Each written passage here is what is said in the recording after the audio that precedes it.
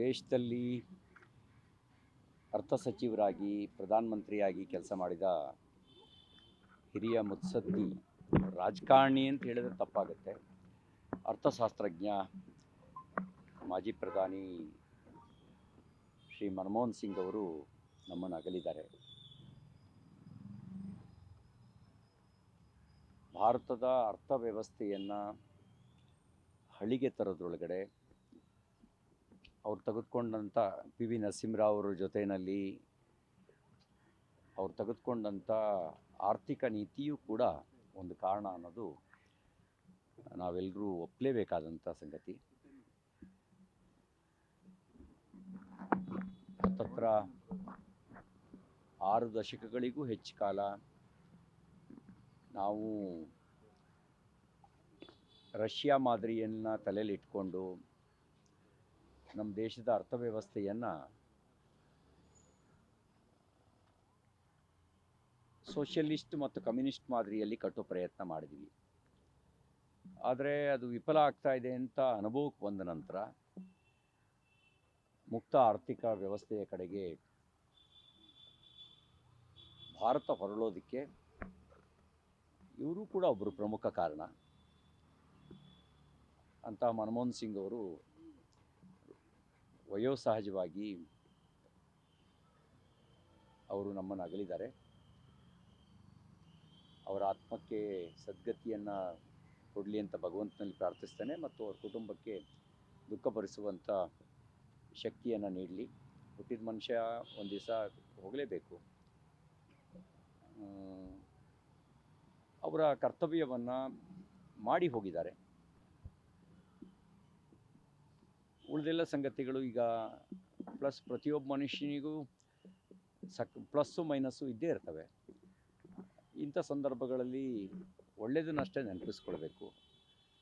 ಅಷ್ಟು ಹೇಳಿ ಅವರಿಗೆ ನಾನು ಶ್ರದ್ಧಾಂಜಲಿಯನ್ನು ಸಲ್ಲಿಸ್ತೀನಿ. ಮುನಿರತ್ನವರು ನಮ್ಮ ಪಕ್ಷದ ಶಾಸಕರು, ಸಚಿವರಾಗಿ ಕೆಲಸ ಮಾಡಿದವರು. ಅವ್ರ ಮೇಲೆ ನಡೆದ ಹಲ್ಲೆ ದುರದೃಷ್ಟಕರ.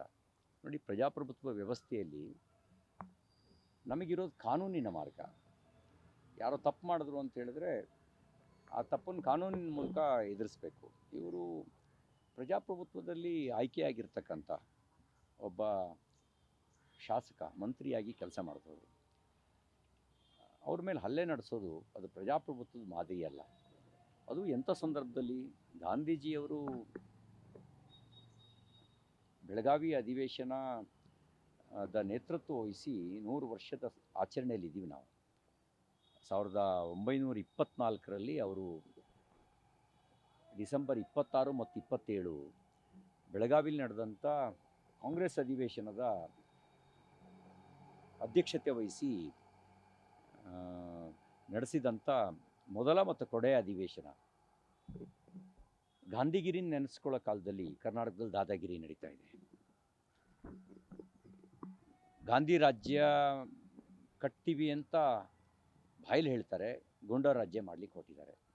ಅದಕ್ಕೆ ತಾಜಾ ಉದಾಹರಣೆ ನನ್ನ ಮೇಲೆ ನಡೆದಂಥ ಹಲ್ಲೆ ಮತ್ತು ಇವ್ರ ಮೇಲೆ ನಡೆದಂಥ ಹಲ್ಲೆ ಒಂದು ತಾಜಾ ಉದಾಹರಣೆ.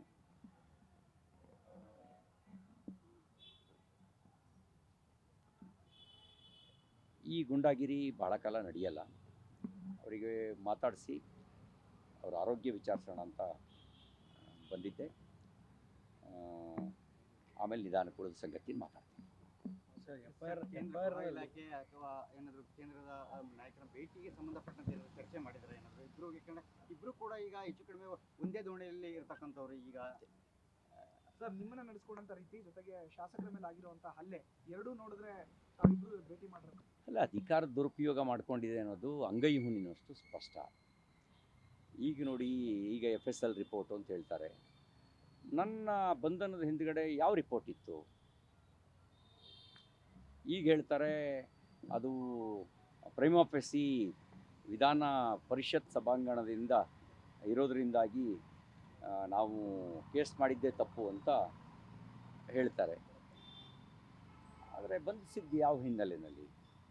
ನನ್ನ ವಿಚಾರದಲ್ಲಿ 3 ಆಯಾಮದಲ್ಲಿ ನೋಡಬೇಕು. ಒಂದು, ವಿಧಾನ ಪರಿಷತ್ನಲ್ಲಿ ನಡೆದಿದೆ ಅಂತ ಹೇಳುವಂಥ ಘಟನೆ. ಅದಕ್ಕೆ ಪರಮಾಧಿಕಾರ ಇರೋದು ನಮ್ಮ ಸಭಾಪತಿಗಳಿಗೇನೆ. ಸಂವಿಧಾನದ ಆರ್ಟಿಕಲ್ 194 ಪ್ರಕಾರ ಪರಮಾಧಿಕಾರ ಅವರಿಗೆ ಇರೋದು. ಹಾಗೆಯೇ ಸೆಕ್ಷನ್ 135A ಸಿವಿಲ್ ಸೆಕ್ಷನ್ ಅದು ಕೂಡ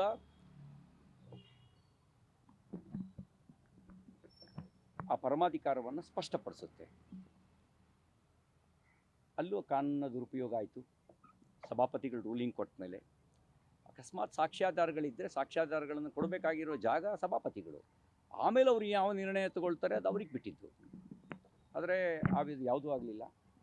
ಇಂಥ ಪ್ರಕರಣಗಳಲ್ಲಿ ದೂರು ಬಂದರೂ ಕೂಡ ಪ್ರೈಮಾ ಫೇಸಿಯನ್ನು ಪರಿಶೀಲನೆ ಮಾಡಬೇಕು ಅಂತಿದೆ. ನನ್ನ ವಿಷಯದಲ್ಲಿ ಅಂಥದ್ದು ಯಾವುದೂ ಆಗಲಿಲ್ಲ. ನೋಟಿಸ್ ಕೊಡಬೇಕು ಅಂತಿದೆ, ನೋಟಿಸ್ ಕೊಟ್ಟಿಲ್ಲ. ನೋಟಿಸ್ ಕೊಟ್ಟಿದ್ದೀವಿ ಅಂತ ಸುಳ್ಳು ಹೇಳಿದ್ದಾರೆ, ನೋಟಿಸ್ ಕೊಟ್ಟಿಲ್ಲ. ಆಮೇಲೆ ಬಂಧನ ಮಾಡಿ ಅಮಾನವೀಯವಾಗಿ ನಡ್ಕೊಂಡ್ರು. ಮೂಲಭೂತ ಹಕ್ಕನ್ನು ಸಂವಿಧಾನ ಕೊಟ್ಟಿದೆ, ಯಾರೂ ಇವರೇನು ಭಿಕ್ಷೆ ಅಲ್ಲ. ಶಾಸಕ ಬಿಟ್ಬಿಡಿ, ಸಾಮಾನ್ಯ ಜನರಿಗೂ ಸಾಮಾನ್ಯ ನಾಗರಿಕರಿಗೂ ಸಂವಿಧಾನ ಕೊಟ್ಟಿದೆ ಮೂಲಭೂತ ಹಕ್ಕನ್ನು. ಆ ಮೂಲಭೂತ ಹಕ್ಕನ್ನು ಕಟೈಲ್ ಮಾಡಿದ್ರು. ಮಾನವ ಹಕ್ಕು ಆಯೋಗ ಮನುಷ್ಯನ ನಡುವೆ ಹೇಗೆ ನಡ್ಕೊಳ್ಬೇಕು ಅಂತ ಕೆಲವು ನಿಬಂಧನೆಗಳನ್ನು ಹಾಕಿದೆ, ಪೊಲೀಸರು ಹೇಗೆ ನಡ್ಕೊಳ್ಬೇಕು ಅನ್ನೋದನ್ನು.